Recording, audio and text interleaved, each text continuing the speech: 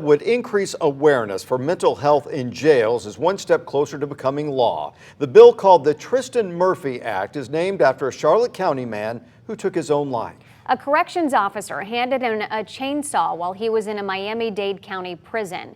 It was also the beginning of Murphy's mother's fight for change. The bill passed in the Florida House unanimously yesterday, but with some changes.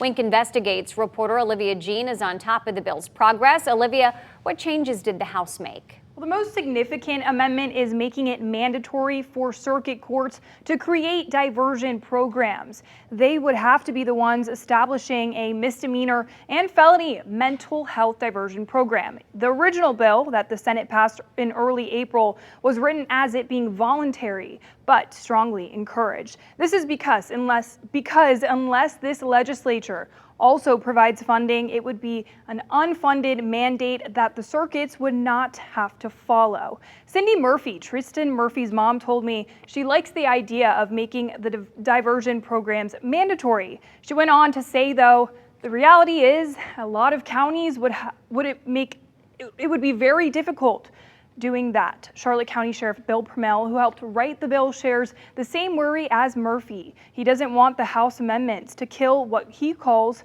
a really good bill. It's just not viable to mandate it because that is an unfunded mandate. And you have a lot of fiscally constrained counties that cannot afford to do it, and that's why they're not doing it today.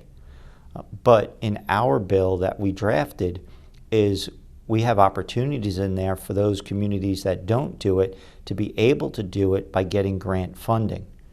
So there's opportunities for them to do it without really putting a fiscal burden on those communities.